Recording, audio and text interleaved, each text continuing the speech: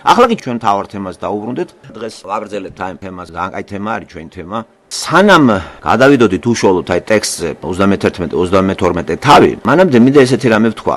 ადამიანის ბუნება, ადამიანს აქვს უნარი, ეს ეხება 31-32 თავის. თაყვანისცემა, აი საიდან მოდის თაყვანისცემა და საერთოდ თუ დააკვირდებით მიბაძვა როგორ არის ადამიანებში. როგორ ბაძავს ბავშვი მშობლებს, თამაშობს დიდობანას. მე რაღაც ფილმს ვნახავთ, რომელიღაცა გამოჩენილი პიროვნებას დაუახლოვდებით და უკვე გაკერპება იწყება. მოკლედ, ადამიანის ბუნებაში ძევს თაყვანისცემა და საიდან მოდის ეს? აი ვინ არის ეს? ვინ მოგცა ეს გრძნობა, რომ გინდა არ გინდა ვიღაცას უნდა თაყვანი ვცეთ და არ არსებობს ადამიანი რაიმეს ან ვინმეს თაყვანს არ სცემდეს.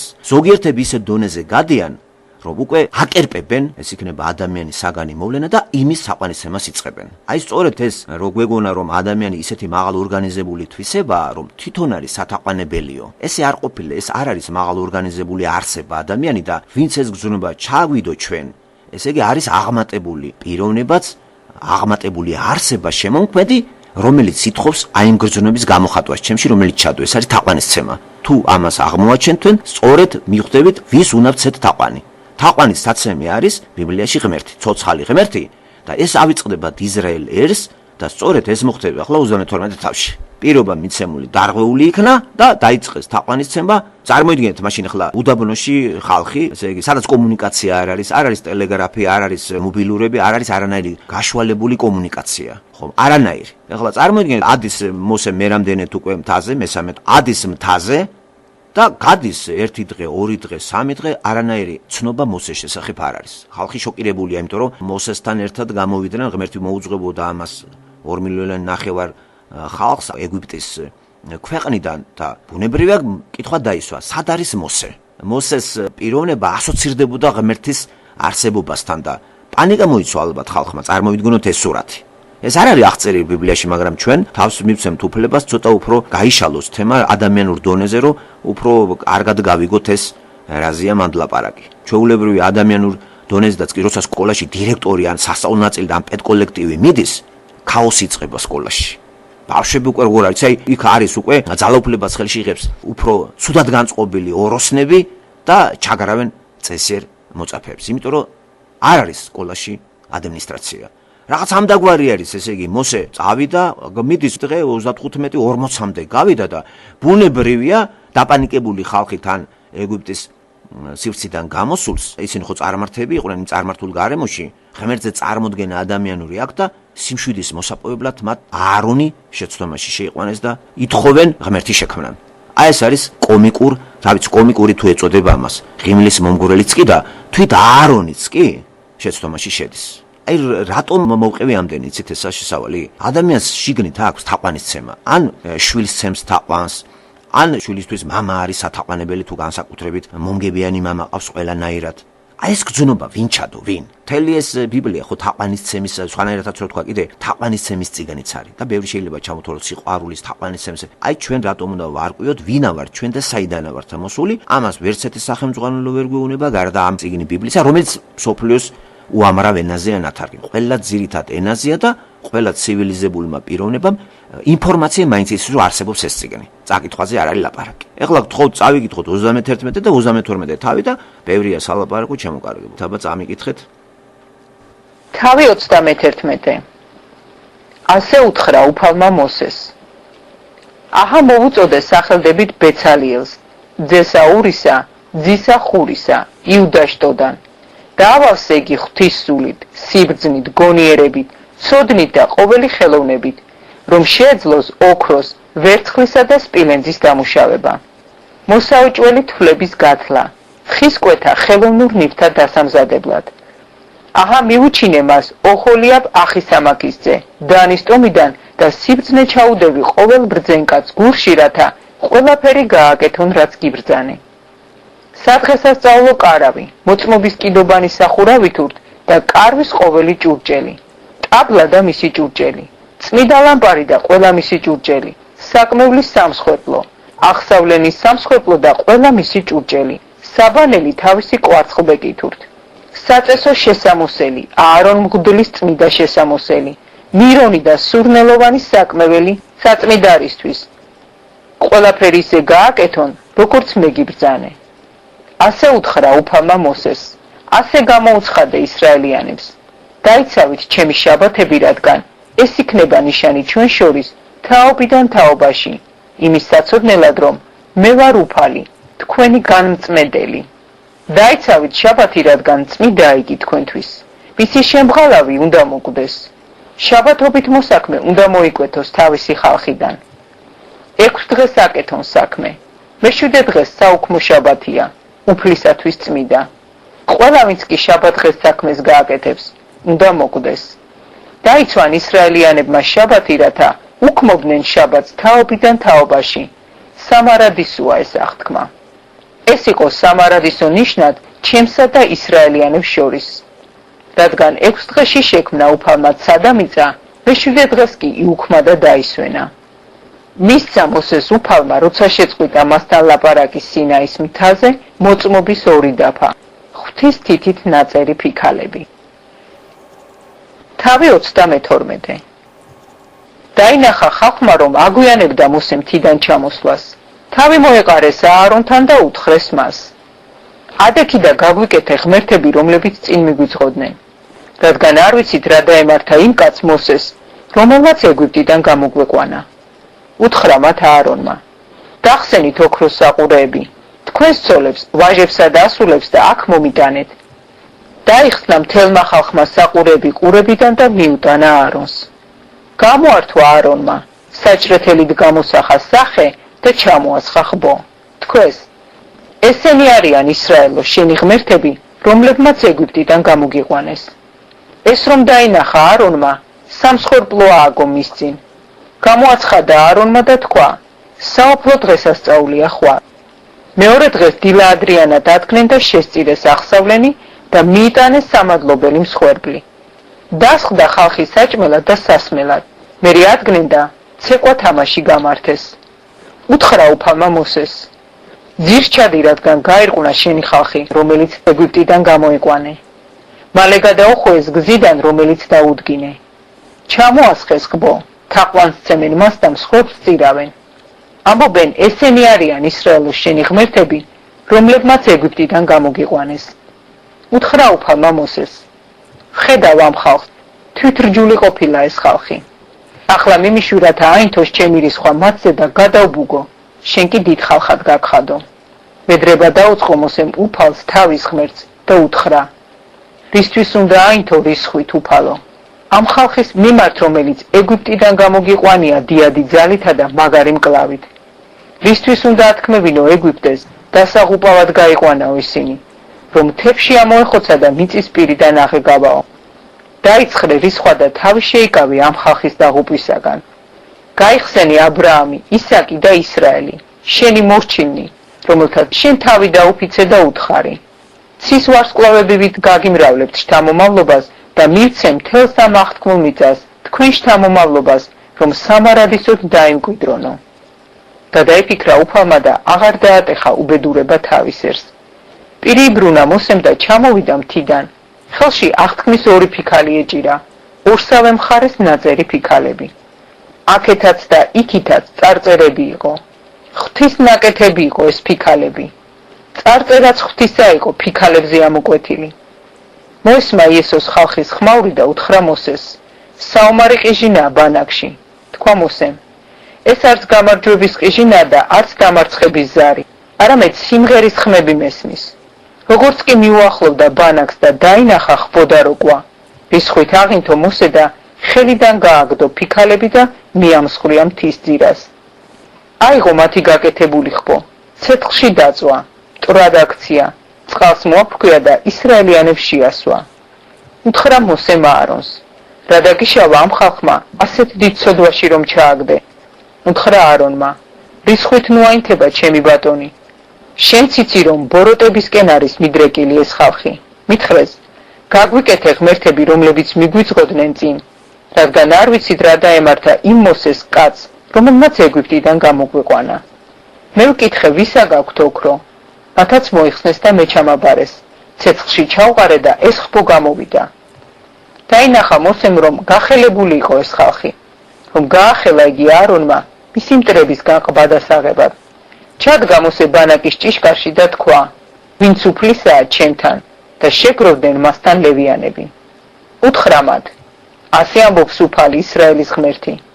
მახვილი შეიბას ყველამ, მოიარეთ ბანაკი ჭიშკრიდან ჭიშკრამდე და მოკალით ძმამ ძმა, მეგობარმა მეგობარი, ნათესავმა ნათესავი.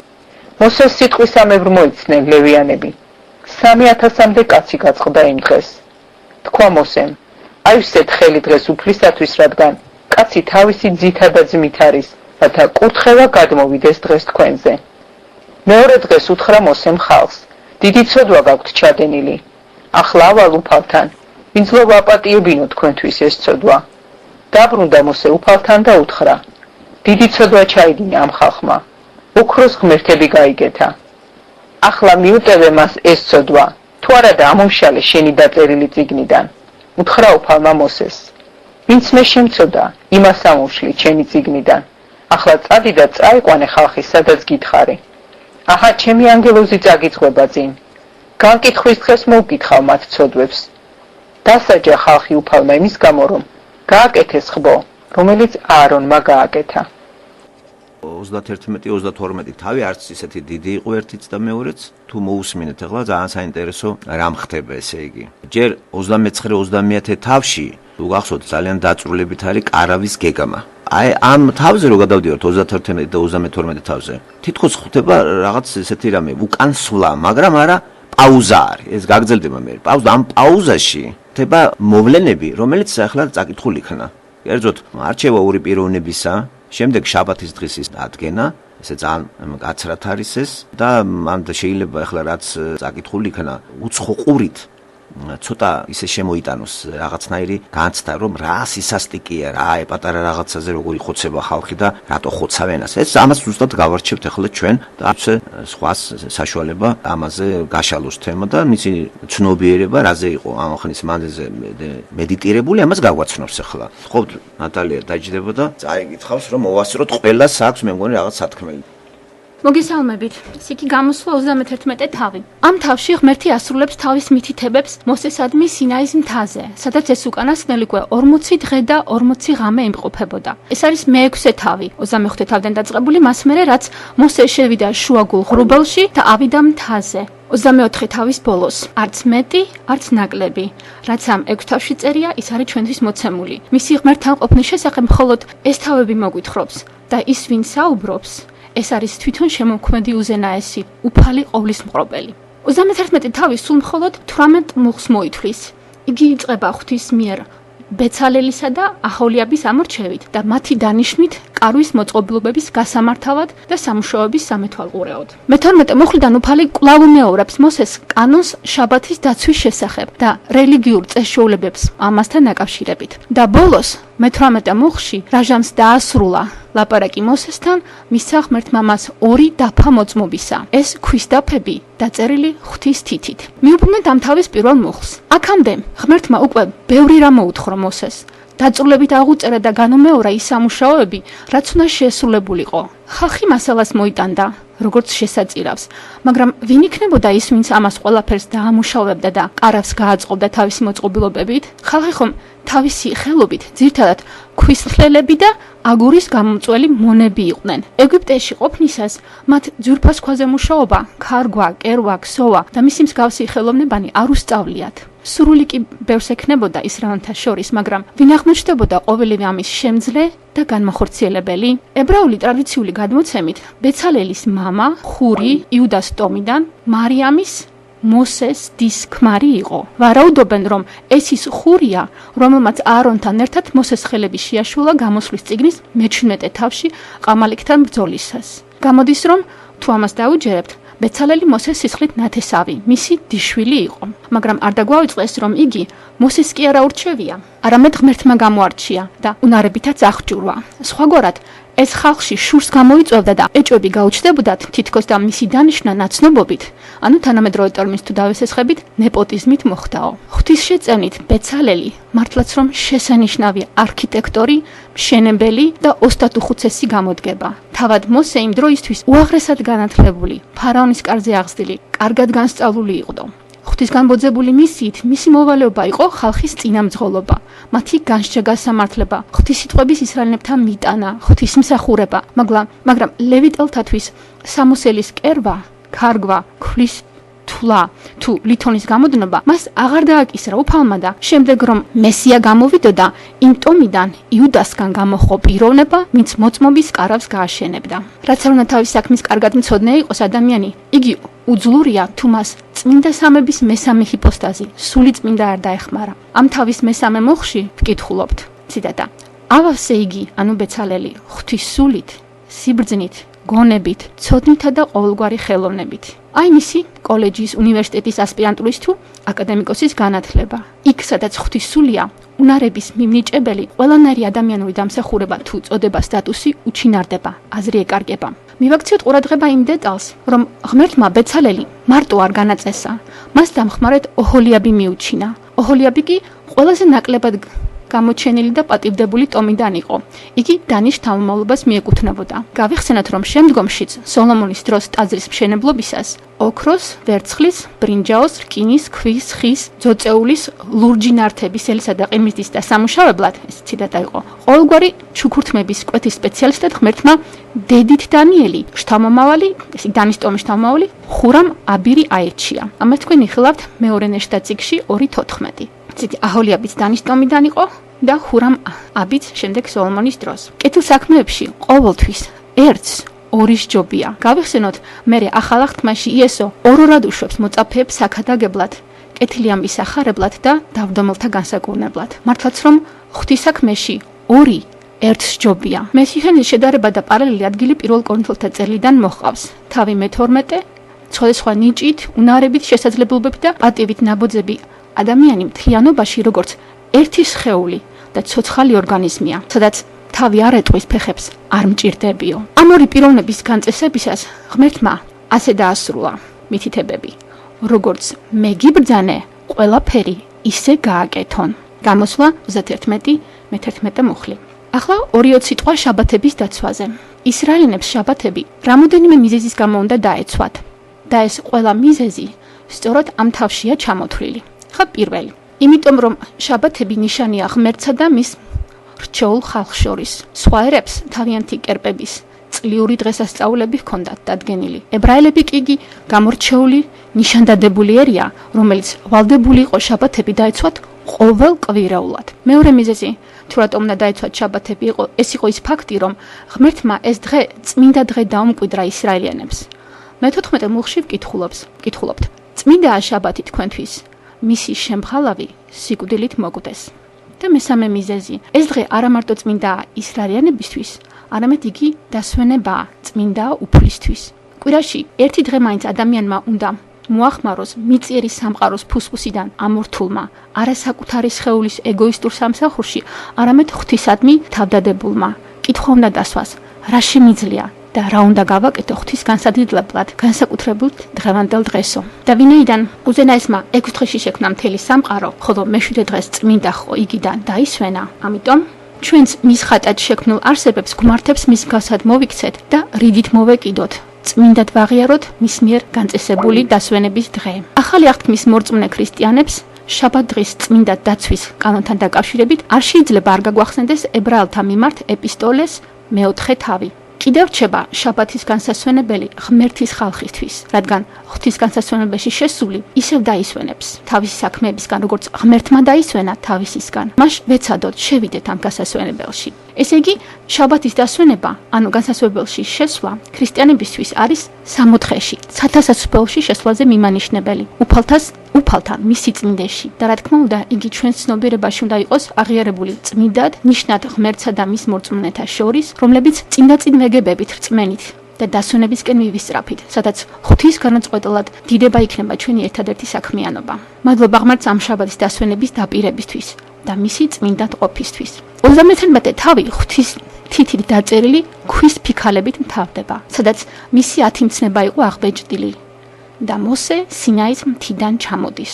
რაოდენ აღმატებულია მოსეზე იესო, ვინც მთიდან კი არა, არამედ მამა ღმერთისგან, ცათა სასუფევლიდან ჩამოვიდა ჩვენთვის და ჩვენი გულის ფიცარზე რწმენით დაგვიწერა სიყვარულის მცნებები. დღეს მისდევს ჩვენს უბადროგ დედამიწაზე ბოგინის ხანაში და ღმერთი ყოველდღიურ ურთიერთობაში ჩვენ ბიბლიის ფურცლებიდან გვეკითხება, გვაქვს ახლობლის გვერდით მყოფი ადამიანის მიმართ სიყვარული, რითიც დავადასტურებთ, რომ მისი ვართ და მისი სულიწმინდით გვეწერია სიყვარულის კანონი ჩვენს გონებაში. თუ არა და როცა იგი თიდან ჩამოვა და ეგოს, ანუ საკუთარი თავის მოყვარეობის კერპს იპოვის ჩვენს გულში, ოქროს ხბოთ აღმართულს, აღთქმის მოწმობა დამსხვრეული იქნება და დარჩება მხოლოდ საშინელი მოლოდინი მარადიული სასჯელისა. რა მოგეთხოვება? მიყვარდეს მე იესო. ღმერთი, არა გამზადებული გადათარგმნილი ტექსტით, რომელთაც ესე დავიკითხავ. არა დაზეპურული ციტატებით, არამედ მართალი გულით, წრფელად და უნდა დავადასტუროთ ეს იესოს სიყვარული მეორე მცნების ასრულებით. მეყვარება მე ჩემი მეზობელი. მადლობა. თავი 31. აჰა მე მოვუხმე სახელით ბეცალიელს. უფალმა გამოარჩია ბეცალიელი კარვის მშენებლობის არქიტექტორად, სამუშაოების ხელმძღვანელად და ზედამხედველად.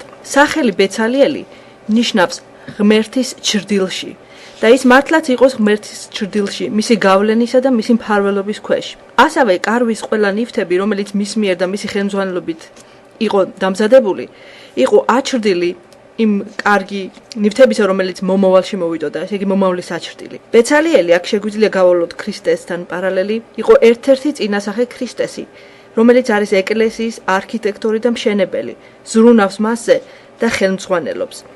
ისიც ისევე როგორც ქრისტე სახელით იყო მოხმობილი და არ მიუწერია დიდება თავის თავზე, არამედ იყო ღმერთის ჩრდილში. მომისმინეთ მე კუნძულებო და ყურად იღეთ შორეულო ხალხებო. უფალმა დედის მუცლიდან მომიხმო მე, ჩემი დედის წიაღიდან ახსენა ჩემი სახელი და დასდო ჩემი პირი ბასრი מחვილივით. თავის ხელის ჩრდილში შემაფარა მე. ისაიას 50 თავის პირველი მეორე მუხლები. ბეცალიელი იყო იუდას ტომიდან. მისი მამის სახელი იყო ური, რაც ნიშნავს ჩემი შუქი, სინათლე. ხოლო მისი ბაბუა იყო ჰური და ეს სახელი ნიშნავს თავისუფლებას. როგორც აღნიშნეს უკვე ეს ის ჰურია, რომელიც მოსეს ხელებს უჭერდა მთაზე ისრაელის ყამალეკთან შეტაკების ჟამს და ითვლება, რომ ის იყო მირიამის მოსეს დის ქმარი. ასევე ქრისტეც მოვიდა იუდას ტომიდან. ფსალმუნი 26-ზე პირველი უწოდებს უფალს როგორც ჩემი შუქი, სინათლე და ქრისტე არის ერთადერთი, რომელმაც ჭეშმარიტად გაანთავისუფლა და ათავისუფლებს ადამიანს.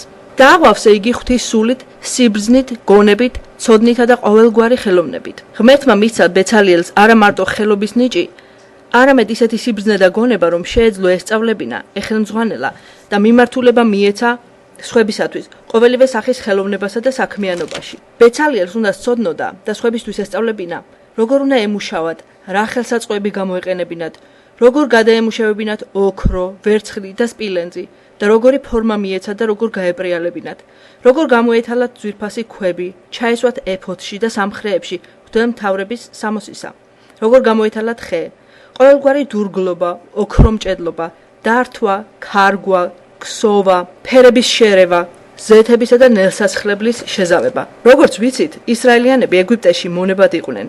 მათ არ ქონდათ საშუალება ხელოვნებისა და მეცნიერების შესწავლისა და ძალიან ცოტა რამე იცოდნენ გარდა აგურების კეთებისა. ამიტომ ძალიან ნათელია, რომ ეს ყოველი ეს ნიჭი, რომელიც ღმერთმა ბეცალიელს მისცა, იყო არაჩვეულებრივი, არამედ განსაკუთრებული, ექსტრაორდინალური ნიჭი, რომელიც არ იყო მოპოვებული ხანგრძლივი სწავლით ან პრაქტიკით, არამედ იყო შედეგი ღვთის სულით მომენტალურად ერთბაშად ავსებისა. მისცა ღმერთმა ბეცალიელს დამხმარედ აჰოლიაბი, რომელიც იყო დანის ტომიდან. უნდა აღვნიშნოთ, რომ როცა სოლომონის დროს ტაძარი შენდებოდა, მისი დამხმარე და მთავარი არქიტექტორი ასევე იყო დანის ტომიდან. სახელი აჰოლიაბი ნიშნავს მამის კარავი. ის იყო ძე ახიმაქისა, ვისი სახელიც ნიშნავს ის არის საყრდენი, ბურჯი. ისევ შეგვიძლია გავავლოთ პარალელი ქრისტესთან, რომელიც თვითონ იყო მისი ადამიანური ბუნებით ნამდვილი კარავი, ღვთის მიერ აღმართული და თავისი მამა, ანუ ეღოვა, იყო მისი ბურჯი და საყრდენი. შაბათის დაცვა. შაბათის დაწესება იყო ღმერთის მოწყალებისა და მისი ისრაელის მიმართ კეთილგანწყობის კიდევ ერთი მაგალითი. ეს იყო დემონსტრაცია იმისა, რომ ღმერთმა ისრაელი გამოარჩია ყველა ხალხთა შორის. ამ დღის გაწმინდავებით მან გააწმინდავა ისრაელი და გამოეცალკევა, რათა მისთვის ემსახურად. 6 დღის მუშაობის შემდეგ შაბათის დაცვით ისრაელიანები ამოწმებდნენ, რომ თაყვანს სცემდნენ და ემსახურებოდნენ ღმერთს, რომელმაც 6 დღეში შექმნა სამყარო და მე-7 დღეს დაისვენა. და ამითი განასხვავებდნენ თავიანთ თავს სხვა ხალხებისაგან, რომელთაც შაბათის, როგორც სამყაროს შექმნის სიმბოლოს დავიწყებით, ასევე დაკარგეს ცოდნა თვით შემოქმედისა და ღმერთისათვის განკუთვნილი თაყვანისცემამ შემოქმედის ნაცვლად ქმნილებაზე გადაიტანეს და ასე დაშორდნენ ღმერთს.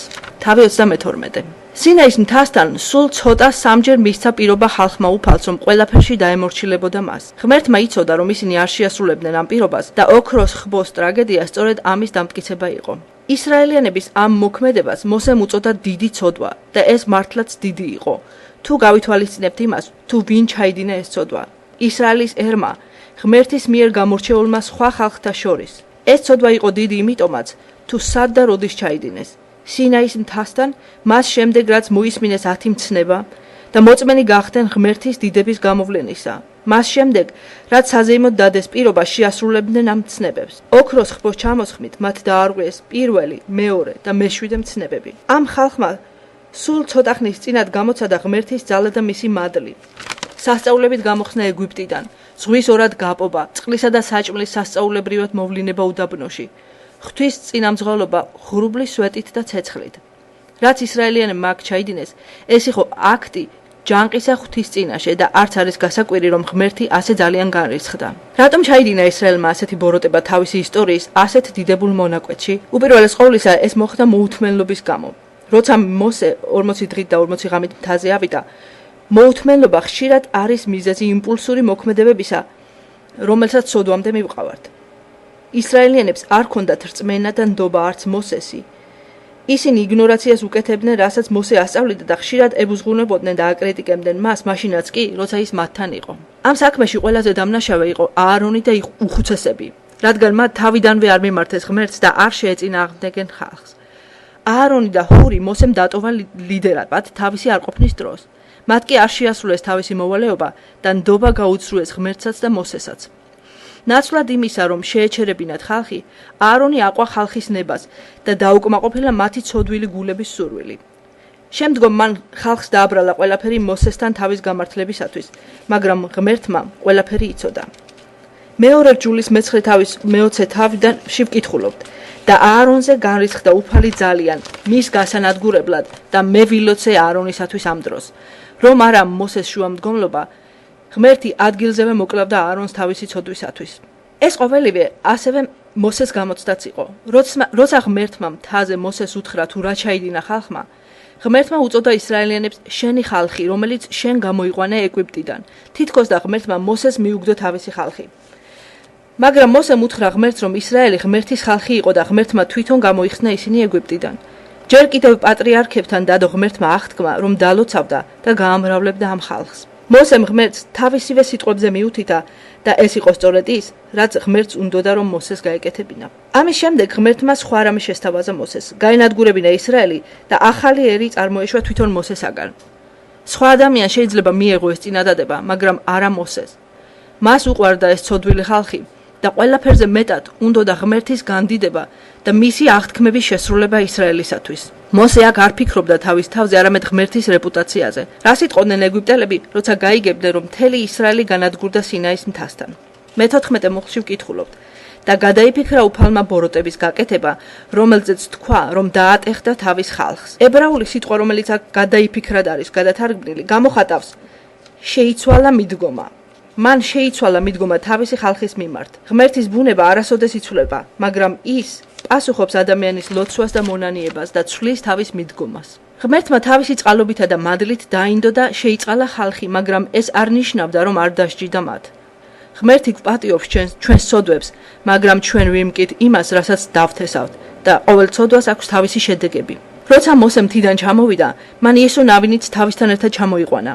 ერთ დღეს იესო ნავინი შეცვლიდა მოსეს როგორც ლიდერს და მას უნდა ესწავლა როგორ მოქცეულიყო ასეთ სიტუაციებში. მოსე ძლიერ იყო განრისხებული, მაგრამ ეს რისხვა გამოწვეული იყო მისი სიყვარულით. მან მოისროლა და დაამსხვრია ღვთის მიერ მიცემული ფიქალები, რომელზეც ღმერთმა თვითონ დაწერა თავისი მცნებები. ეს იყო სიმბოლური აქტი. ისრაელმა დაარღვია თავისი აღთქმა ღმერთის წინაშე და ამისათვის დაისჯებოდა. მაგრამ ვიდრე ხალხთან მივიდოდა, მოსემ ჯერ აარონს მოსთხოვა პასუხი. და მისმა უსუსულმა თავის მართლებამ ვერ დაარწმუნა მოსე. და დადგა მოსე ბანაკის ბჭესთან და თქვა: ვინც უფლისაა ჩემსკენ. ეს იყო შანსი მთელი ისრაელისათვის მოენანიებინათ და გაენაიახლებინათ და განემტკიცებინათ თავისი ღმერთისადმი მიძღვნა. მხოლოდ ლევიტელები გამოეპასუხნენ მოსეს მოწოდებას. მათ მამაცა და ვაჟკაცურად დახოცეს თავიანთი ახლობლები და ნათესავები, რომელთაც იმ სამარცხვინო ორგიაში მიიღეს მონაწილეობა. ეს იყო დაახლოებით 3000 კაცი. ამის შემდეგ მოსემ ნაცოდვარი ხბო დაწვა ცეცხლზე, დანაყა, დაფქვა მტვერივით წვრილად და მისი მტვერი მთიდან მომდინარე ნაკადულში ჩაყარა. მეორეს ჯულის მეცხრე თავის 21 მუხლი. და ეს წყალი შემდეგ ხალხს დაალევინა. ამ მოქმედებით მოსემ სრულიად გაანადგურა მათი კერპი და აიძულა ხალხი თვითონვე ეღიარებინა თავისი ცოდვა. ამის შემდეგ მოსე კვლავ დაბრუნდა მთაზე ღმერთის წინაშე და ილოცა თავისი ხალხისათვის. მან თავისი სიცოცხლეც კი შესთავაზა ამ ხალხის გამო. ღმერთმა აუთხრა, რომ მოსე კვლავ გაუძღვებოდა ისრაელს და ღმერთი თავის ანგელოს გააყოლებდა მას. მაგრამ ღმერთი მაინც დასჯიდა ხალხს თავის დროზე. მართალია 3000 კაცი ხმლით მოკვდა, მაგრამ მთელი ხალხი, ყოველი მათგანი იყო დამნაშავე ამ კერპთაყვანემსმლობის ცოდვაში. ზოგჯერ ღმერთი მაშინვე სჯის ცოდვისათვის, ზოგჯერ კი მოგვიანებით. ჩვენ შემდეგ გავიგებთ, რომ მან შავი ჭირი მოავლინა ხალხში და ბევრი დაიხოცა. ამით ჩვენ ვხედავთ, რომ ყველა შემთხვევაში ცოდვის შედეგი სიკვდილია. გამარჯობათ და მოგესალმებით, ესე იგი 32 თავი. როდესაც მოსე იმყოფებოდა მთაზე და იღებდა კანონებს ღმერთისგან, ხალხს უნდა გაეკეთა მედიტირება იმაზე, რაც მოვლენილი იყო და რაც იქნებოდა მოვლენილი. მაგრამ ხალხი დაიღალა ლოდინით, ვინაიდან მოსე როცა ავიდა მთაზე, არ უთხრა ხალხს, რამდენი ხანი დარჩებოდა მანდ. უყურეთ, როგორ მოიხსენიებენ მოსეს დაგვიანებას. იმ კაცს მოსეს, რომელმაც ამოგვიყვანა ეგვიპტის ქვეყნიდან, არ ვიცით რა შეემთხვა.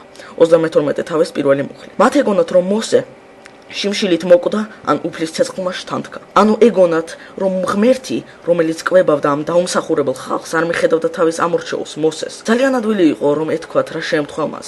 ბოლოს იგი დანახული იყო, რომ შევიდა ღრუბელში და იმ ღრუბელს, რომელშიც შევიდა მოსე, ხედავდა მთელი ისრაელი მთის წვერზე. თუ არ იცოდნენ რა შეემთხვა მოსეს და თუ ეგონათ დაკარგული, მაშინ აზრიანი იქნებოდა მათი მხრიდან, რომ ეგლოვათ იგი 1-2 დღე. მაგრამ უყურეთ, როგორ დავიწყებული იქნა ასეთი დიდი წინამძღვარი. რაც არ უნდა მოსულოდა, აშკარა იყო, რომ ღმერთი მათთან იმყოფებოდა. ისრაელს უღალა და მოთმინებამ და უთხრეს აარონს, რომ გაეკეთებინა მათთვის ღმერთები. ნუ თუ ეყოლებოდათ სხვა ღმერთი ამასზე კაი, რომელიც მიხედავდა მათ და გამოგვებავდა მათ, მაგრამ მაინც გაგვიკეთე ღმერთები, რომლებიც წაგვიძღებიან ჩვენ, ღმერთები. რამდენი ეყოლებოდათ, ერთი ჭეშმარიტი ღმერთი არ იყო საკმარისი და რა კაკს მოუტანენ თავისი ხელით გაკეთებული ღმერთები. ეს არის ბრძანება, რომელიც აარონმა გასცა მათი ოქროულის შესახებ. მომიტანეთ თქვენი ოქროს საყურეები. იერემია 50 თავი 38 მუხლი. ჩვენ აქ ვერ ვოლობთ, რომ აარონს ეთქვა სიტყვა, რომლითაც ეტყოდა უარს მათ შემოთავაზებაზე. და აიღო მათი ხელიდან და გააკეთა მისგან ჩამოსხმული ხბო და გამოკვეთა იგი საჭრთელით და მათ თქვეს: ესაა ღმერთი შენი ისრაელო, რომელმაც გამოგვიყვანა ეგვიპტის ქვეყნიდან. და როცა დაინახა აარონმა ეს, ააშენა სამსხვერპლო მის წინაშე და თქვა აარონმა: უფლის დღესასწაული ხვალია. მუხლი მე-4 და მე-5. უცნაური იყო, რომ ამდენ ხალხმა ესეთი რაღაცა ჩაიდინა. თან მან მათ გაგონილი ქონდათ უფლის ხმა ცეცხლიდან, რომ არ უნდა გაეკეთებინათ ღმერთები. ნუ თუ არ ქონდათ ნანახი, როგორი სასწაულები ქონდა გაკეთებული ღმერთს. განსაკუთრებით უცნაური იყო, რომ აარონმა ასეთი ცოდვა ჩაიდინა, რომ გააკეთა ხბო და რომ მოაწყო დღესასწაული. ეს ის აარონია, წმინდა უფლისა მოსესმა, რომელსაც შეეძლო ასე კარგად ლაპარაკი და ერთ სიტყვასაც არ ამბობს ამ კერპთაყვანემსმლობის წინააღმდეგ. ნუ თუ ეს ის არის, რომელიც არა მარტო იხილა, არამედ მონაწილეობა მიიღო მთელ სასჯელებში, რომელიც დაატეხა უფალმა ეგვიპტელებს. როგორ შეიძლებოდა ასეთი ცოდვა ჩაედინა აარონს? ან მან ეს გააკეთა, როდესაც ნახევრად ეძინა, ან შეეშინა ხალხის აჯანყების. ამეთი ნაჩვენებია, რომ ღვთლებს პირველი თავისი ცოდვებისათვის უნდა შეეწირათ შესაწირავი. უფალი ეუბნებოდა მოსეს, რას შვებოდა ხალხი ბანაკში. მას შეეძლო, რომ უფრო ადრე ეთქვა მოსესთვის, როდესაც პირველი ნაბიჯი გადაიდგა და ჩავიდოდა მოსე და მათ გააჩერებდა. მაგრამ უფალმა მოუთმინა მათ და მერე ჩააგზავნა მოსე, რომ დაესაჯა ისინი. ისინი, ვინც წაიბორძიკებენ, არა მარტო თავიანთ თავს შეარცხვენენ, არამედ ღმერთს შეარცხვენენ თავიანთ თავებით და მის სიკეთეს მათთვის. ჭეშმარიტი ღმერთი ხედავს, არა მარტო რას შვებით, არამედ რას ვართ.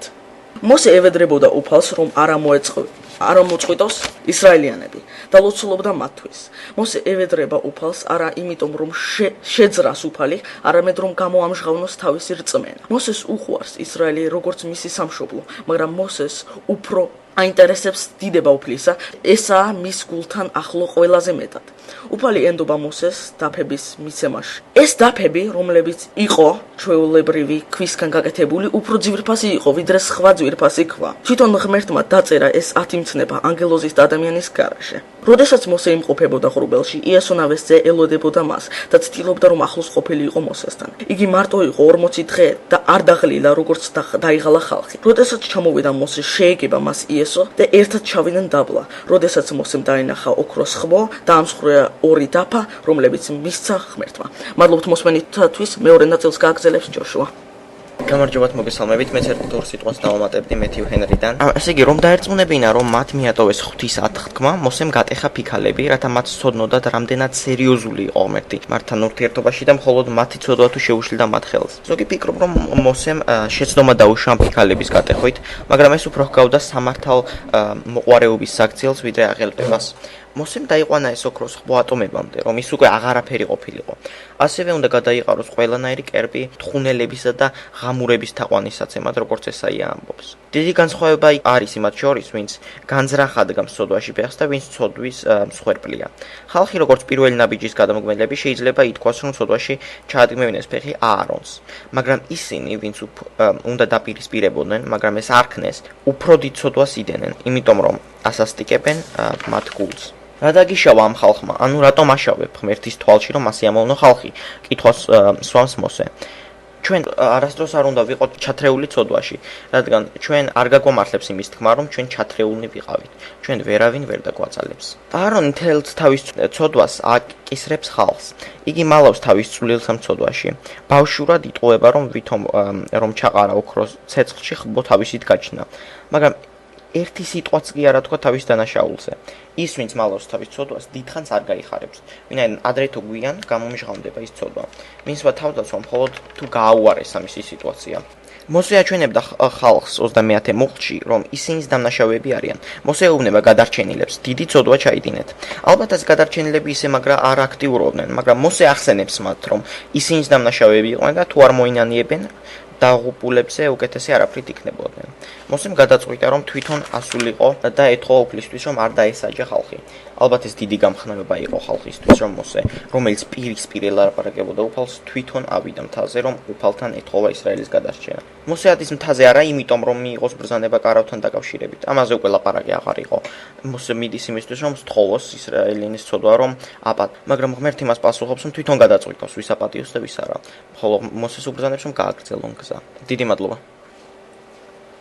ეს თავები საინტერესოა ორი მომენტი, ესე იგი, არ ვიცი, ახლა თქვენ მოისმინეთ ტექსტი, მე გარკვეული ინტერპრეტაციები იყო სხვა ავტორებიდან ნამუშევარი, რა თქმა უნდა, ეს თავიანთი ენთუზიაზმით იყო და არანაირი აქ დაძალება და საერთოდ ღმერთის სიყვარულს დაძალება არ ჭირდება, ვის როგორც უნდა და რა აქვს სათქმელი და როგორ მოამზადებს, ეს მისი სურვილი და ამ აქტივობას მე ღმერთი ეპასუხება ისე, რომ ხვეწავს პიროვნების ლოგიკას, ცნობიერებას და ყველანაირად კარგი დადებითი რამ მოყვება ამას. ეს არ უნდა იყოს რიტუალი, ეს არ უნდა იყოს მაშინალური და შიშით, რომ აიქა ჯოჯოხეთში წავალთ თუ ამას არ გავაკეთებთ. არა, სიყვარულით უნდა ხდებოდეს ეს. 31-32 თავი არის საინტერესო მომენტი. მთელ ბიბლიაში კიდე ერთ-ერთი ეს ადგილი არის ლოცვა მოსესი, რომელიც შედევრად შეიძლება ჩაითვალოს. აი როგორია ლოცვის ნიმუში, აქ კარგად არის მოცემული. ხოლო ლოცვას ქართულ სივრცეში ცოტა ამ სიტყვას აქვს ძალიან ესეთი გაცვეთილი სიტყვა არ მიდავიხმარო, რაღაცნაირი გაგებას შინაარსში აქვს ძალიან ბევრს და არა და პირდაპირი გაგებით, პირდაპირი სიტყვით, ეს ლოცვა, რასაც ქართულად ჩვენ ლოცვას ვეძახთ, ნიშნავს ლაპარაკს, ხვეწნა მუდარას, თხოვნას, ურთიერთობას. ესეთი ინტერპრეტაცია. ესე იგი, მოსე ეხვეწება ღმერთს, ემუდარება, ეუბნება, რომ შეაჩეროს ის განზრახვა, რაც განიზრახა ღმერთმა და ისეთი საცდური გადმოუგდო, რომ არ შეიძლება ვინმე არ შეცდეს. მაგალითად, აბრაამს აღთქმა დაუდო ღმერთმა და ეუბნება, შენიდან გავამრავლებ თელ აი ხედეთ საძე ზემოთ რამდენი ვარსკვლავებია ქვიშას, ვერ დათვლი ისეთი მოდგმა გეყოლებაო. სტუნება ძალიან ძლიერია, როდესაც იგივეს ეუბნება მოსეს ამ ხალხს გავანადგურებ შენიდან გავამრავლებ. აღთქმას დადებულს აბრაამთან შენში გავაგრძელებ. მოდით და აბა წარმოიდგინეთ ჩვენ ჩავაყენოთ ჩვენი თავი მაგ მდგომარეობაში. და ძალიან დიდია ცთუნება, ხომ? რომ არ დათანხმდე. მოსე არ თანხმდება ამას და პირიქით ეუბნება ისეთ რამეს და მეაქციეთ ყურადღება იმლოს მე-11 და მე-14 მუხლი. ეუბნება ესეთ რამეს რა სიტყვის ხალხი, ამ დროს ახლა ღმერთი მოგეხსენებათ ყოვლის მცოდნე და ყველგან არსებული არის ეგვიპტიდან გამოსული ეს ხალხი, რომ გაწყდეს ეს ხომ მოსე ადამიანურ ენაზე ელაპარაკება ღმერთს, რას იფიქრებს ის ხალხიო, რომ წავიდნენ ტყვილა, ეს არის აღთქმული ქვეყანა და აიხოცნენ იქაო. და ეს შენი მაგარი ხელით გამოყვანილი ხალხი, ანთროპომორფული ტერმინოლოგიით არის აქ საუბარი, გამოიყვანა რა მაგარი ხელით, მაგარი აი ძალით ეს ღმერთმა აქ და აი ასე თუ ესე დაასრულეს ამ ხალხმა აქ ცხოვრება, მაშინ ვერ გაიგებენ დიდებას ღმერთისას. აი მოსე როგორი იმით უპირისპირდება ამას და გადაიფიქრა რო წერია, კი არის გადაიფიქრა, შეცვალა ღმერთი არაფერს არ იმაშვება, ეს ადამიანურად არაზრონებს, ეს მოგეხსენებათ ჩვენ მივაწერთ ადამიანურ თვისებებს ღმერთს თორე ღმერთი როგორ აზრონებს ეს კაცშვილმა არის ეს რამე თუ ღმერთმა თვითონ განმარტა როგორც ცადა დედამიწაა განსხვავებული ისე ჩემი ესე იგი ადამიანის და თავისი ღმერთის აზრები ესე განსხვავდებიან ერთმანეთისაგან. ასე რომ აქ ჩვენ ლიტერატურულ ხერხთან აგვაქვს საქმე და არაურიოთ ერთმანეთში ადამიანური ანთროპომორფული და ღვთაებრი. ასეა თუ ისე მოსე გადაფიქრების შემდეგ მოსე ჩადის, წაასწრებს აი ამ სურათს, მოიხსენებათ აღწერეთ ის ფსიქოლოგიური განწყობა, რა პანიკა მოიცვა ბანაკმა 2,5 მილიონი ხალხი, ქაოსი აუცილებლად იქნებოდა. ჩვენ პარალელები შეგვიძლია თანამედროვე ცხოვრებიდანაც გავიგოთ, გახსოვთ ალბათ როცა რყევა დაიწყო საბჭოურმა ცხოვრების წესმა საქართველოში და თავრობის ცვლა იყო უკვე რიგში. რა ქაოსი იყო საქართველოში, კარგად მოიხსენებათ ყველა იმას, ვინც მაშინ ცხოვრობდა 91, 12, 13, 14 წელს იყო საქართველოში ქაოსის პერიოდი. მაგრამ ისეთ დონეზე გლობალური არა, რომ სულ გავნადგურებული ყავით, მაგრამ ბევრმა იქ ძალიან ბევრი რამე დაკარგა, ზოგმა ოჯახის წევრები დაკარგა და რა ვიცი, არეულობა სახეზე იყო. ასეთი მდგომარეობა არის აქაც. მოსე აწესრიგებს თითქოს ამ 2,5 მილიონი ადამიანს და განშორდა არა რაღაც რესტორანში საჭმელად ან დროს ატარებდა, ბარებში კი არ წასულა. ის ღმერთთან ავიდა და წარმოიდგინეთ დღეები 40 დღე და ღამე, ხაზგასმულია ღამე და დღე. როგორი მდგომარეობაში იქნებოდა მოსე? რა ჯამთელი უნდა ყოფილიყო, როგორი ფსიქოლოგიური განწყობა, არც წყალი, არც ეს შეიძლება ფანტაზიად ჟღერდეს, მეგობრებო, მაგრამ თხოვთ მიაქციოთ ყურადღება, ღმერთს ყველაფერი შეუძლია, სიტყვით სამყარო შექმნა არაფრისაგან და მით უმეტეს ახლა მას შეუძლია ერთი სიტყვით ჩვენი ფიზიოლოგიაც გარდაქმნას და ისეთი სასიცოცხლო ისენი გამოუშვას ჩვენთან, აი ჰაერი ისე გამოუშვას, რომ მე შეიძლება საჭმელი აღარ დამჭირდეს. ასე რომ მე ძამს მჯერა ამისა და ჩემთვის არაფერი უცხო და გაუგებარი არ არის მოსე რა მდგომარეობაში იყო და არც ის არის კიდე საკამათო რო იცი დღევანდელი ჩვენი ადამიანური ბიოლოგიური მეცნიერებიდან მიუყენოთ მოსეს და ვთქვათ რომ ეს ტყუილია. არაფერი ტყუილი არ არის.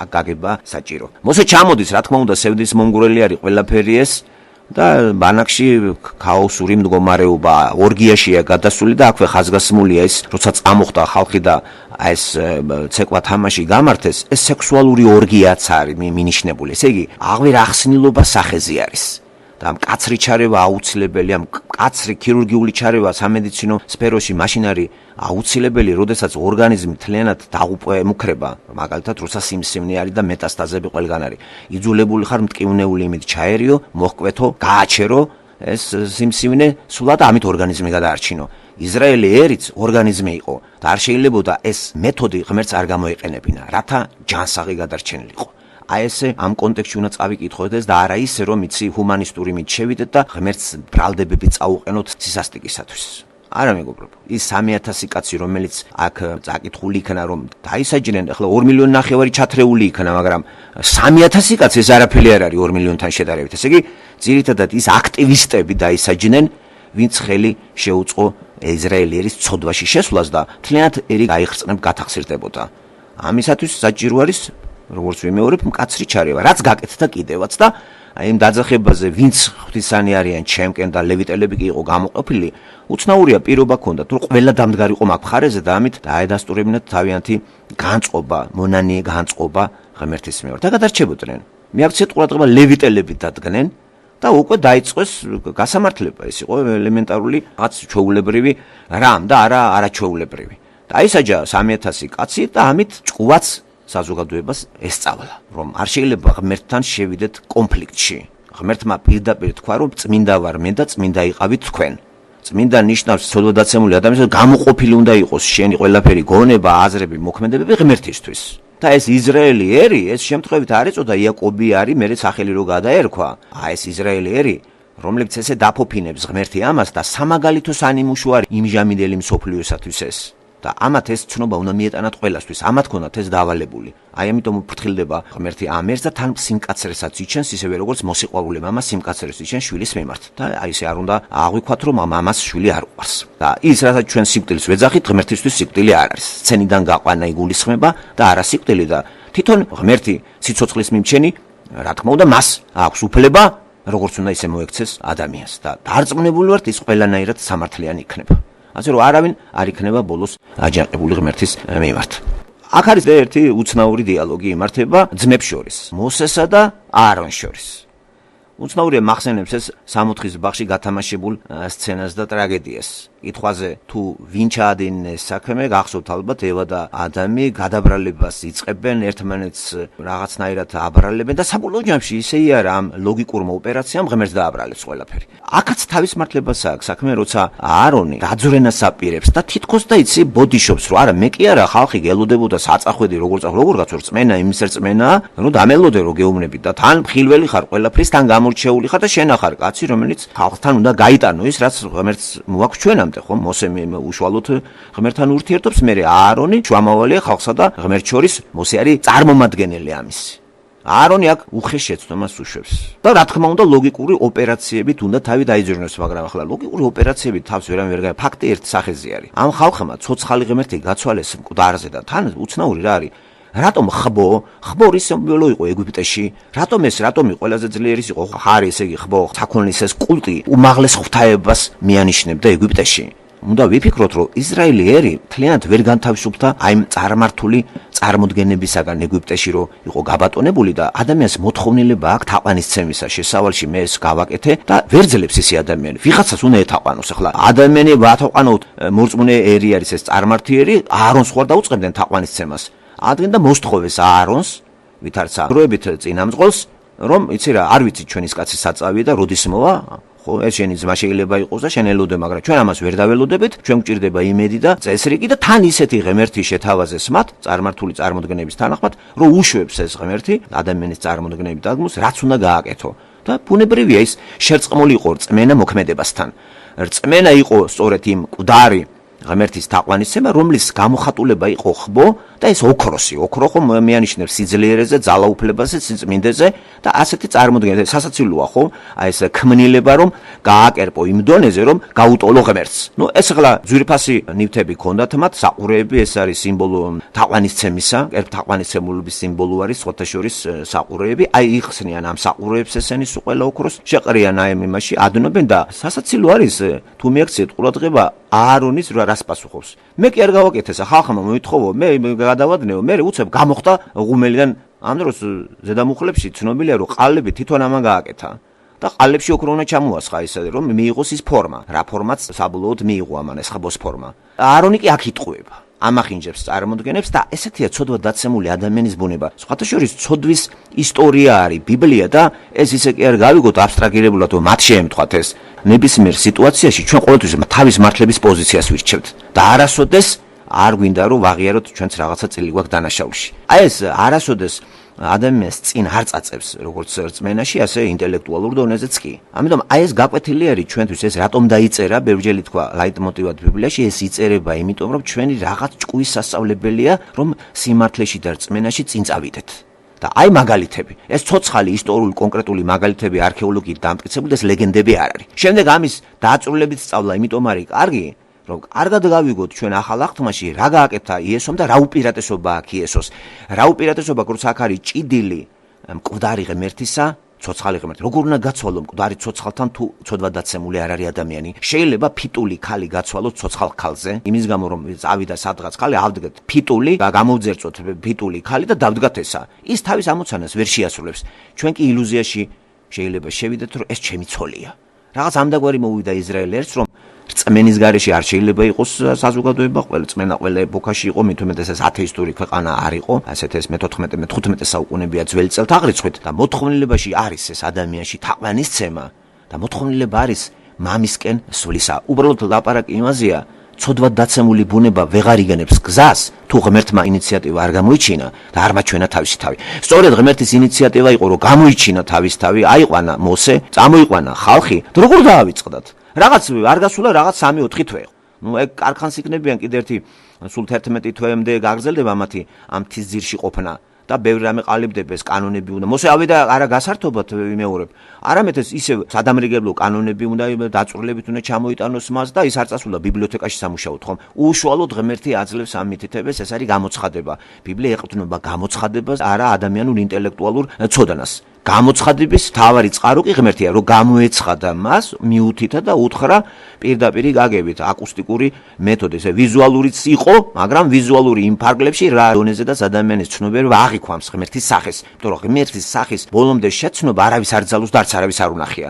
მარტო მამის წიაღში მყოფმა ძემ განაცხადა იესო ქრისტეს სახით და ისიც ადამიანური ფორმით მოვიდა და ესეც არნიშნავს იმას, რომ ღმერთი 100%-ით ესეთი არის. ამიტომ იგრძალება გამოსახვა ღმერთისა და იესო ქრისტეს სახე არავის არ გამოუქანდაკებია და არ დაუტოვებია მხატვრებს. თუ არა, იმჟამინდელს ვიძახი, აი რეალისტ მხატვრებს, რომლებიც მოღვაწეობდნენ ქრისტეს პერიოდში. ქრისტეს პერიოდში ძალიან კარგი ბევრი მხატვარი და მოქანდაკეები იყო, ამის დათელი დადასტურება იმჟამინდელი რომაული პორტრეტები, რომლებიც ისტორიამ შემოგვინახა.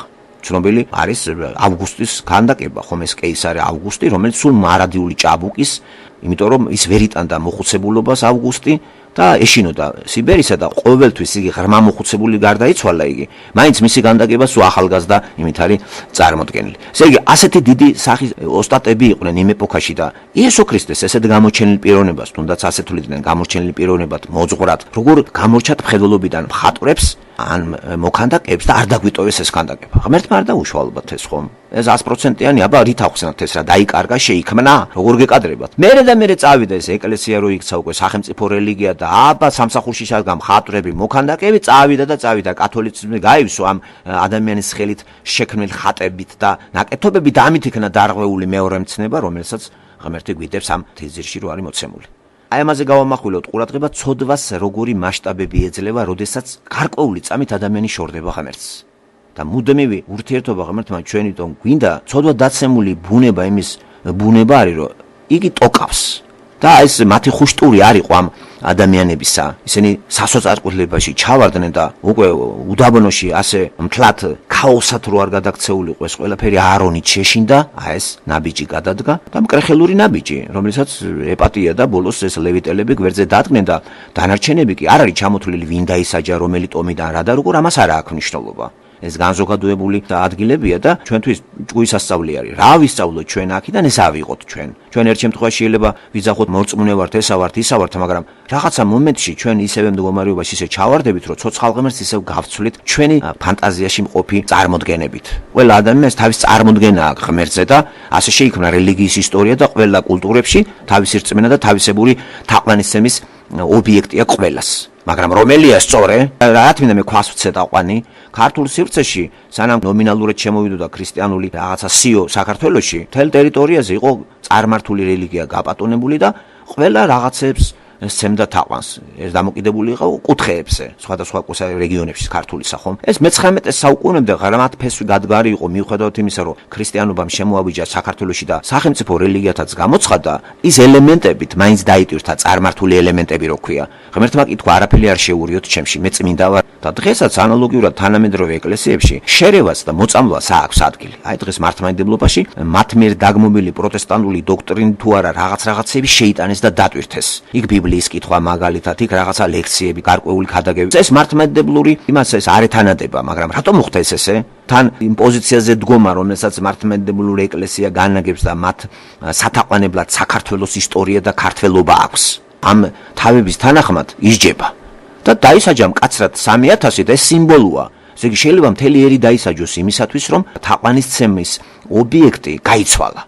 საქართველოში მთელი ისტორია დიდება უფალს მის მოწყალებას და აი ესეთ მოთმინებას, რომ რისხვა არ ატყდება დღეს არათუ საქართველოს პლანეტასაც. ამას თავისი გამართლება და თავისი ახსნა განამარტება აქვს ამას თავისი. ეს არ ნიშნავს იმას, რომ არ მრისხანებს ღმერთი. რისხვასთან ერთად ღმერთს დიდი მოთმინება და დიდი წყალობის უნარიც გააჩნია. ამაში არის იგი მისაღები, თორე დღეს რაც ხდება პლანეტაზე, მე გაუცებული ვარ რო არ ემხობა პლანეტა, მაგრამ ამ წუთში არ ემხობა, ეს არ ნიშნავს იმას, რომ არ დაემხობა. აპოკალიფსი ამ სურათებსაც გვიხატავს, რა დღეში იქნება პლანეტა. ჩვენ აგვარიდებს ღმერთი, მადლობა მას, რომ გვაქვს კიდე სამუშაო ამ საკითხებზე და ელოდება ყველა იმ ადამიანს, ვინც მასთან მივა და რატომ უნდა დაგვატეხოს თავზე მით უმეტეს, როცა უკვე ქრისტემ ცოდვა გამოიხსნა და ამით ძველი აღთქმა გააუქმა, რომელშიც კოპირდებოდა იესოს მოსვლას. ძველი აღთქმა ესია, ხომ? ახალი აღთქმაში ეს რა შესრულდა რა? ღმერთის რიცხვაც შეჩერდა. შეჩერდა არ ნიშნავს იმას, რომ მოწონს ყველაფერი, რაც დღეს პლანეტაზე ხდება, მით უფრო იმ ქვეყნებში, სადაც მისი სახელით რეებს არ ჩადიან. ქრისტეს სახელს იყენებს დასავლურ კათოლიკური ეკლესია, პროტესტანტული ეკლესია, მართლმადიდებლური ეკლესია, ხო? აი ეს სამი ძირითადი ის ქრისტეს სახელს იყენებს. მუსულმანები ქრისტეს სახელს არ ეხსენებენ და არ იყენებენ. და ამიტომ ყველაზე მეტი რისკი ამათ დაატყდებათ, ხომ? და ეს ანიშნავს იმათაც თავი გაძვირებათ, ახლა წარმართებს მით უმეტეს. თუ არ დაინდობს თავის მოსიყვარულე ხალხს, მით უმეტეს რა ელოდებათ წარმართებს, ესეც კარგად არის ახსნილი და განმარტებული პავლეს წერილებში, რომელთა მიმართ.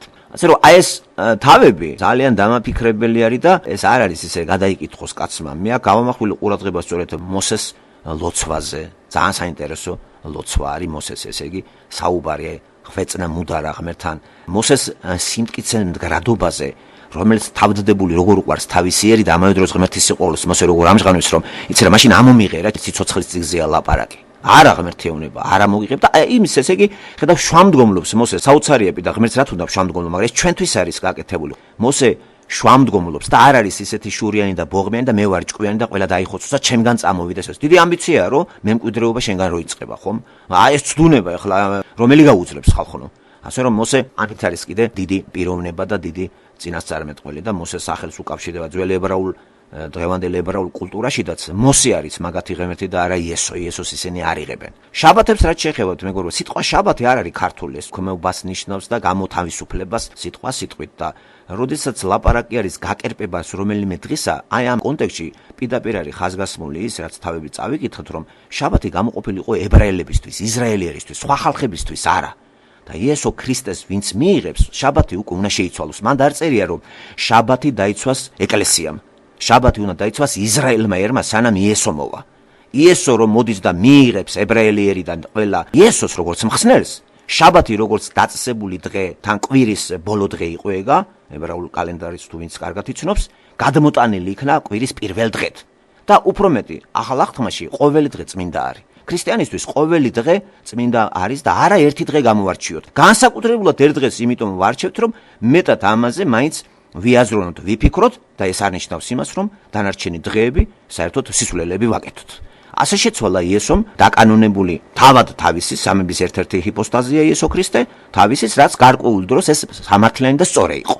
მაგრამ ამის გაკერპება, გაკულტება, როგორც დღეს აქვს რომელიმე სექტანტებს, დენომინაციებს, მეშაბათეებს, ადვენტისტებს და ასე შემდეგ, ეს მტკნარი სიცრუე არის. ეს ეკლესიის შეურაცხყოფა არის და ეკლესიის თავი კი იესო ქრისტე არის. იესო ქრისტე კი აღსდგა კვირაში. შაბათს მოკვდარი იყო იესო ქრისტე.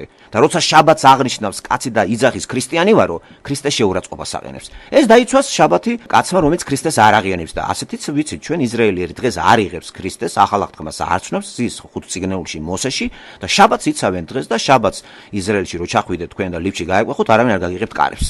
ისინი იცავენ ამას.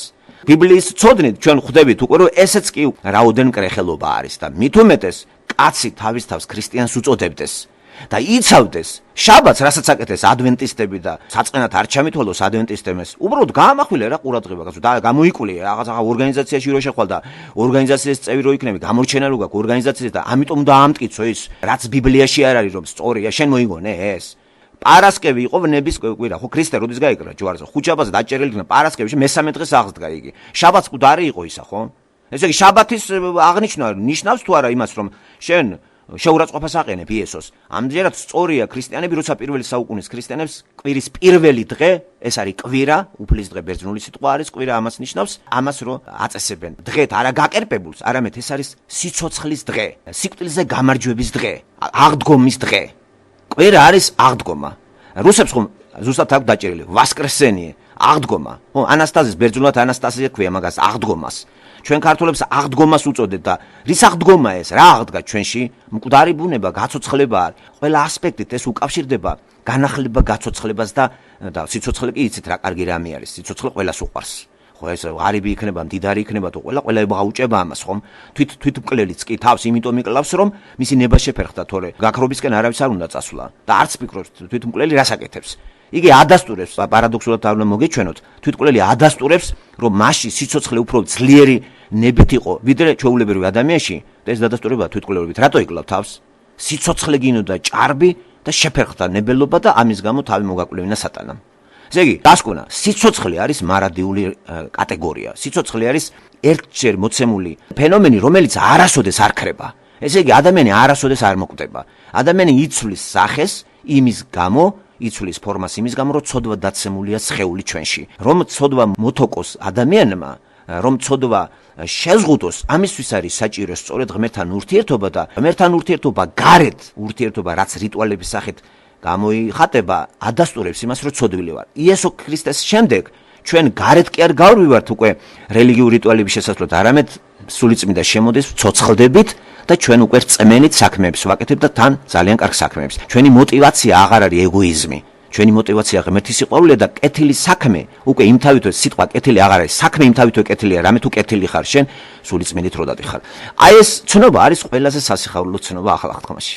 ამის უარყოფა მეგობრებო, ამისის გითხარით ეს მკრეხელობა არის. სწორედ შაბათის დღის აი აქ მოცემა ეს ღმერთი იძლევა ამას და ერთი დღე ვინაიდან პირველი, მეორე, მესამე, მეოთხე, მეხუთე, მეექვსე დღეს სამყარო იქნება 6 დღეში, მეექვსე დღე არის ადამიანი და მეშვიდე დღეს იგი პენსიაში კი არ გასულა. აქტი შეჩერდა, ხმნადობის აქტი შეჩერდა, მაგრამ სული მონაწილეობს მასში. და არ წარმოვიდგინოთ ისე დეისტებს როგორიათ, შეიქმნა სამყარო და ღმერთმა დაიხურა ქუდა და დაითეს აქედან დანარჩენი ჩვენ გავაკეთოთ. არ არის ეგ სწორე. ღმერთი მუდმივად ესწრება ყველა ამ პროცესს. ისევე როგორც საქმე გაკეთებულია რაღაცა და სკოლის დირექტორი სკოლაში როზის ის მონაწილეობს, იქ არის, იქ იმყოფება. მე რა რაღაც საგანს არასწავლის ვინმეს ხომ, მთლიანად გამონთავისუფლებულია, კაბინეტში ზის და იმყოფება იქ, როგორც იტყვიან, ესწრება სამეცადინო პროცესს. ასევე ღმერთი შექმნა სამყარო, შექმნა ადამიანი და მეშვიდე დღე გამონთავისუფლა იმისთვის კი არა, რომ გინდა თუ არა კისერი მოიტეხე და მე მეცი თაყვანიო. შენ ცოდვა დაცემულ ადამიანს სჭირდება ერთი დღე.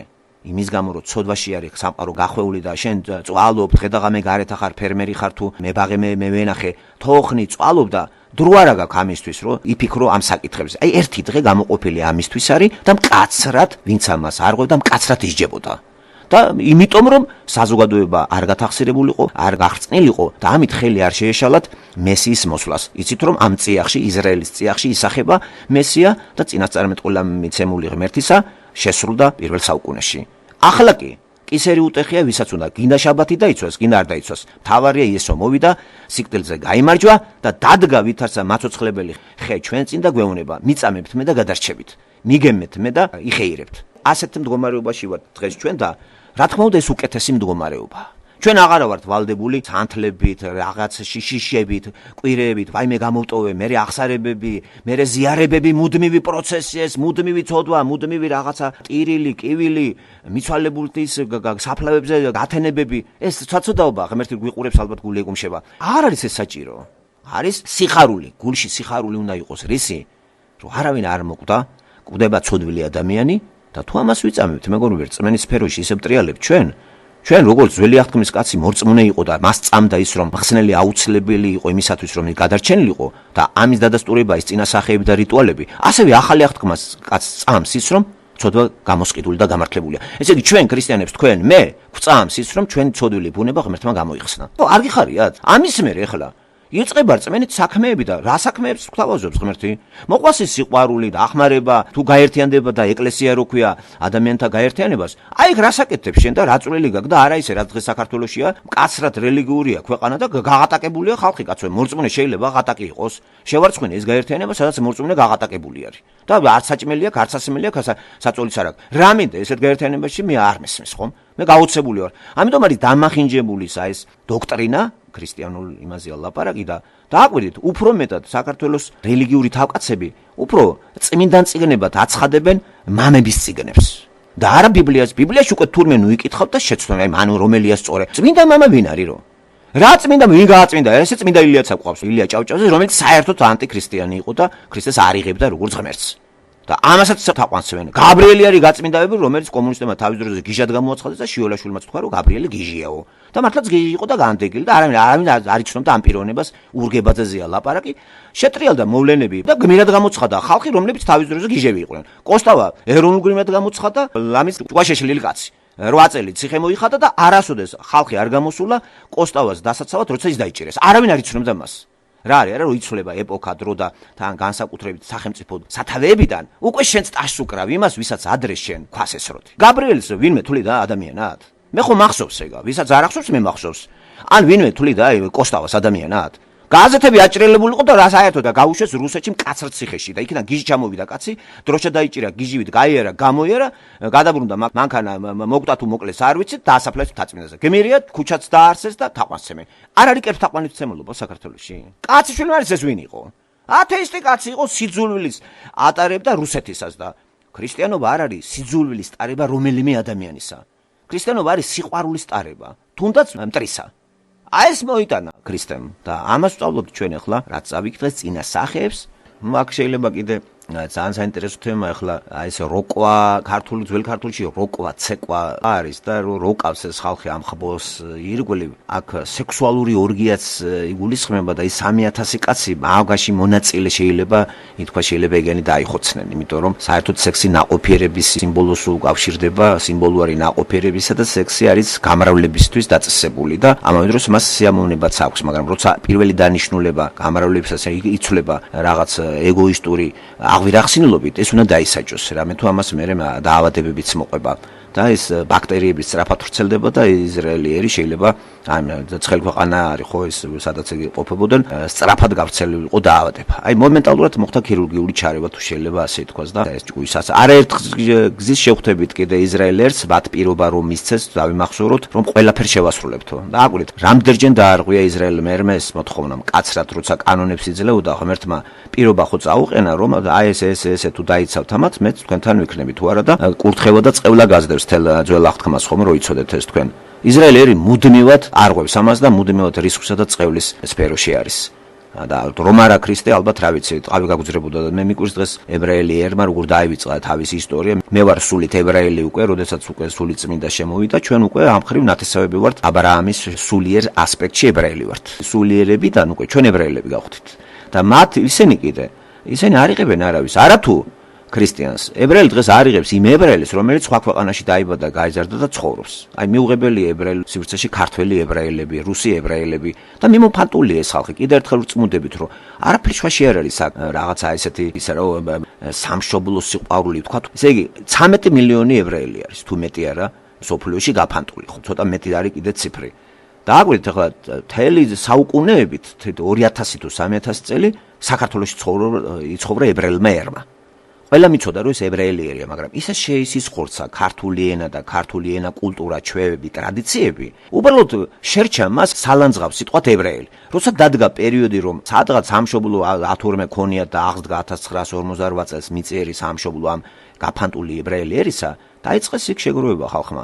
როგორ გაუჭირდათ ქართველ ებრაელებს იქ ცხოვრება და ამაზე ფილმიც არის გადაღებული. ესე იგი ძმა ვერ შეიცნო. ეს გავს იმას, დიდი ხნის უნახავი ძმები რო დაშორდებიან და სხვადასხვა კულტურაში აღმოცენდებიან, რო უთხრათ რომ ძმაო, მაინც მტრულად არიან განწყობილი. ასე აღმოჩნდა საბჭოთა კავშირთან დეპორტირებული ებრაელები სხვადასხვა ქვეყნებში არ ჩავიდნენ ისრაელში. უფრო ისევ იმ ქვეყანაში შეენიფთნენ და უფრო მეტად თანამშრომლებენ იმ ქვეყანაში, სადაც დაიბადნენ და გაიზარდნენ. ქართველი ებრაელი მიელთვის საქართველოს, რუსი ებრაელი რუსოფსის და ისრაელობა გამოიყენა, წამოვიდა კანადა ამერიკაში, არ ჩავიდა ისრაელში. რუსობას აგრძელებს და ებრაელობით სარგებლობს. აი ეკონომიკური თვალსაზრისით ებრაელობით სარგებლობს, ფინანსები რამე შეეტენებიან. მაგრამ არანაირად არ ღებულობს ისრაელში ებრაელს. აი იქ რო ჩავიდა, იქიდან გამოიქცა. იმიტომ იქ რუსული გარემო არ არის. იქ ებრაული გარემო, ებრაული ტრადიციები, ივრიტი და ასე შემდეგ. ნახეთ, რა უცნაური, არადა ესენი ძმები არიან. რამ დამაფიქრა? ადამიდან გამოსული ვართ ყველა და როგორ გაუცხოებულები. ერთი კაცისგან გამოვედით. მერე წარღვნის შედეგად 800 გადარჩა, იქიდან დაიწყო ხელახლა. რომ გამრავლდება მოსახლეობა, როგორ გაუცხოდება ერთმანეთის მიმართ. ბიბლიის სწავლა და ღმერთის წვდომა, იმიტომ არის კარგი, როდესაც შეიცნობ ღმერთს, შეიცნობ იმასაც შენ წინწკლებში მტერს რომ შენი ძმა არის და აქ შეგიყვარდება. აი რა თქვა იესო ქრისტემ. გიყვარდეს მტერი შენი, აი ეს თეთრი საათიანი ქადაგება შეიძლება გავმართოთ როგორი გაგება აქვს.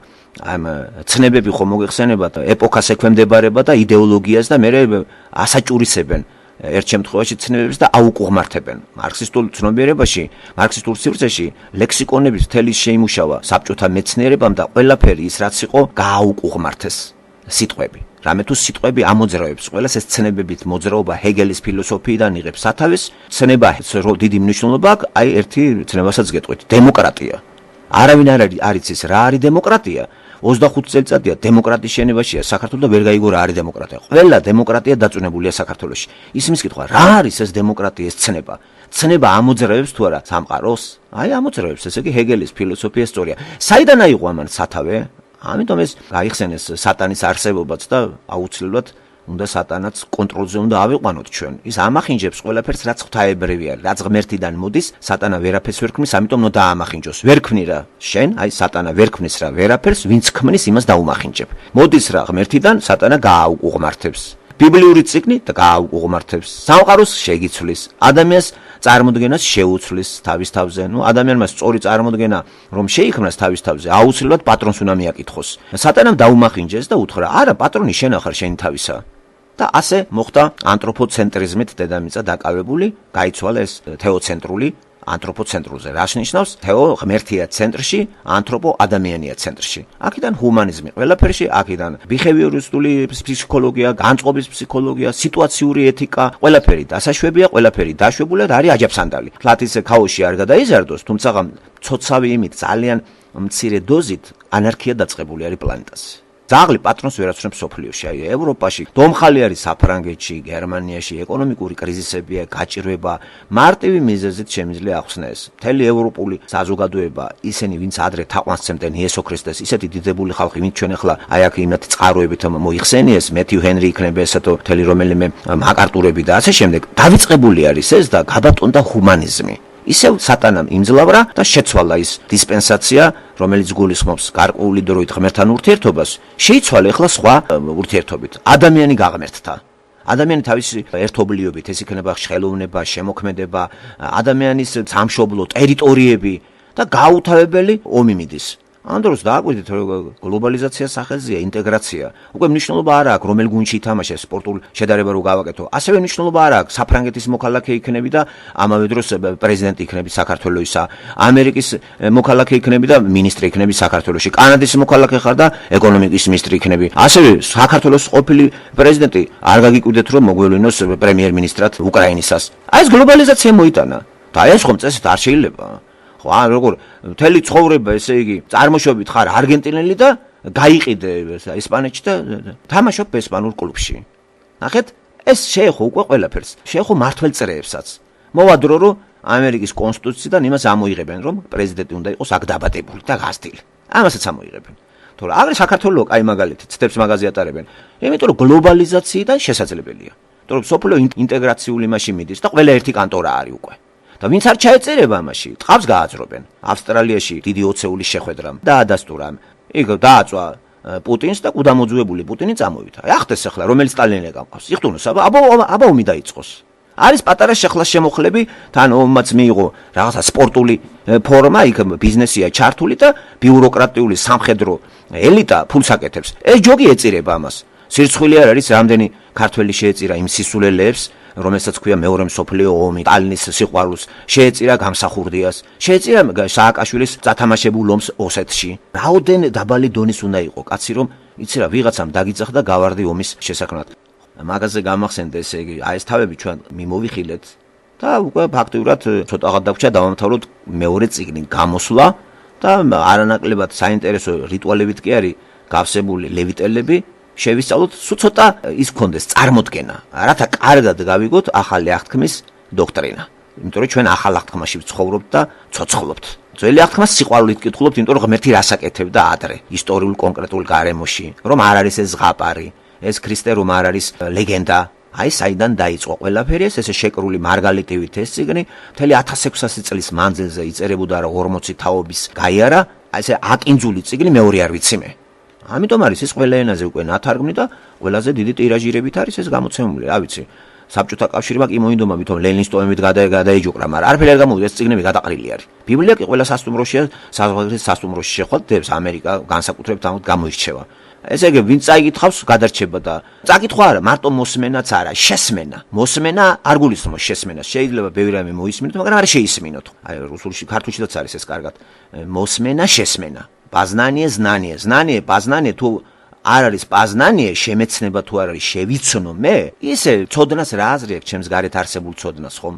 როგორ გავიაზრებ ამ მოვლენებს მე, რომელსაც ქვია სიკვდილის სიცოცხლის პრობლემა და ადამიანს არაფერი ისე არ აწუხებს, როგორც სიკვდილის სიცოცხლე და განსაკუთრებით ასაკში რო შედის კაცი. რა უკან არაფერი აღარ არის, ვეღარ დააბრუნებ წარსულს, შემოგვეცალა მეგობრები, 1000 მეგობრიდან შეიძლება ერთი კინკილა შემოგჩა, ისეც თავისი შეჭირვებებით, შეწუხებებით და ასე გათითოკაცებული ხვდებით სიკვდილს.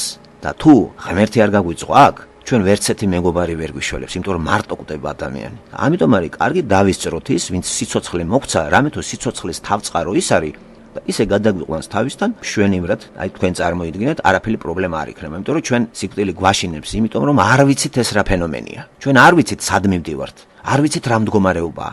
იქიდან არავინ არ დაბრუნებულა, თუ არა იესო. ხო და აი ეს არის ჩვენი მუდმივი სწავლის საგანი. აბა სხვაზე რა ვილაპარაკოთ, მეგობრებო, სხვაზედაც შეგვიძლია ბევრი რამე ლაპარაკი ამ შუქით თუ გავანათებთ. რა ვიცი, საკმაოზე ბევრი ვილაპარაკეთ.